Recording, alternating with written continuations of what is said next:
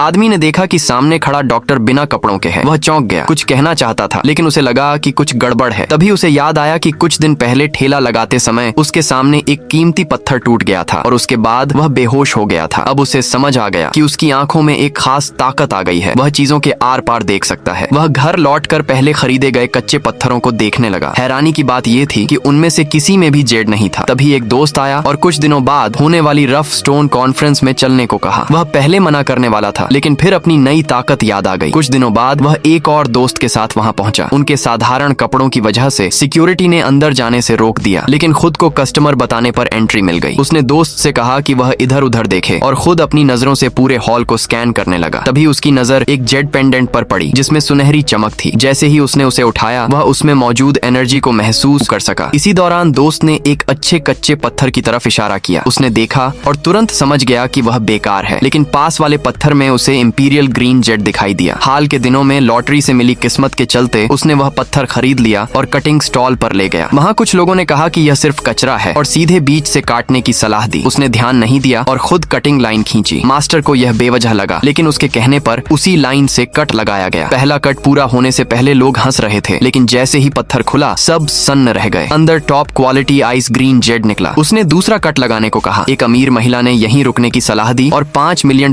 की पेशकश की। दूसरा कट खत्म होते ही एक और पूरी तरह हरा हिस्सा सामने आया। अब बोली बढ़ती चली गई। 15 मिलियन, 25 मिलियन। एक रईस युवक ने दबाव डालते हुए 26 मिलियन की पेशकश की लेकिन महिला ने सीधे $30 मिलियन ऑफर कर दिए। आखिरकार उसने उसी महिला को जेड बेचने का फैसला किया। भीड़ हैरान थी और उसकी किस्मत ने एक बार फिर सबको चौंका दिया।